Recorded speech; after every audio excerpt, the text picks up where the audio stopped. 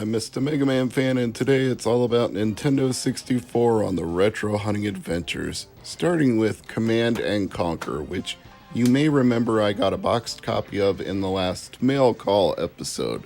Boxed, but without instructions.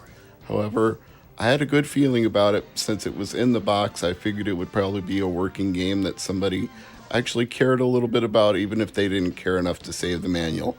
And sure enough, this one worked on the very first try. Now, as usual, I cut some of the loading screens for brevity. What I thought was really hilarious was during the opening cutscenes, it said it was installing. I was like, this is not a PlayStation 3. It's not connected to the internet. It ain't installing jack. But it still pretended that it was, which was just bizarro world. But I guess you want to be immersed in the environment where you command these troops and then conquer with them. That's fine. And here we see the fog of war, or if you prefer, the limits of N64 rendering, as it's not going to show me any of the environment that surrounds me until my soldier traverses into that area. This feels like it could be some fun, but I have 3 more games to test, so I'm moving on to Rally Challenge 2000, which, as you can see, I picked up at Pop Culture for $10 loose, which, since I'm down to only needing 50 N64 games, $10 for one game is not too bad, but it didn't work on the first try, so scrub, scrub, scrub, brush, brush, brush. Get out all that gunk and all of that dust. Look at how dirty this Q-tip is after I got through. Ew. Ugh. Yeah. So, let's try this again, and yes, now we have a working N64 game with no controller pack inserted, so I can't save the game, but I'm just testing the game right now, so who cares? Again, we cut out some of the loading sequence there. There were like 4 different developers. I cut it down to just South Peak Studios to save time. Going down to South Peak, gonna have ourselves time. It's asking me to put in a rumble pack, but for testing purposes, I'm not going to bother. Once again, let's just make sure this is a working game.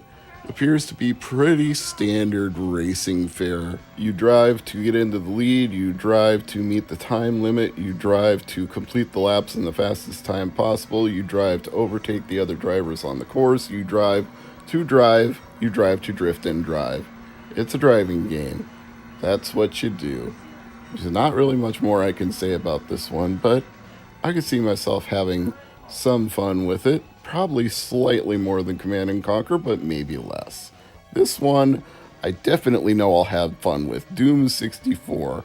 And yes, the label is pretty rough, but I also got it for below the typical price that Doom 64 commands because of the fact that it was a little rough. Now, it didn't work on the first try, but I gave it the old college try and put it in one more time, and bingo bongo, working game. So I didn't have to clean this one, at least not right now, but I'm sure that in the future I will.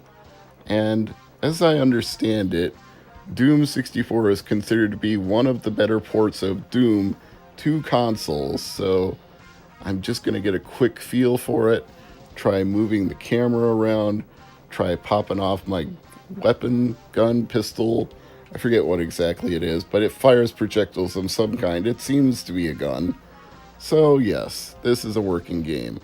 On to Road Rash 64, which my friend Ryan Taylor told me was not his favorite version of the game. He prefers Sega Genesis, but in his words, not too bad.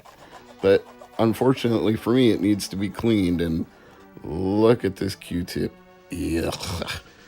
How do people let their cartridges get so filthy? I'll tell you one way they make them filthy, by blowing into the damn things. You're putting saliva, spit, food particles, and just corroding the contacts while you're at it. So please clean your cartridges the right way. Don't blow in them. It doesn't help. It just makes a temporary contact between the pins and the chips, but it doesn't make things better. In the long haul, it actually makes things worse. So use that 1-up card or use Q-tips and alcohol. Use anything other than just huffing away into the cartridge. I just can't stress that enough. It's terrible. It doesn't help. It's gross.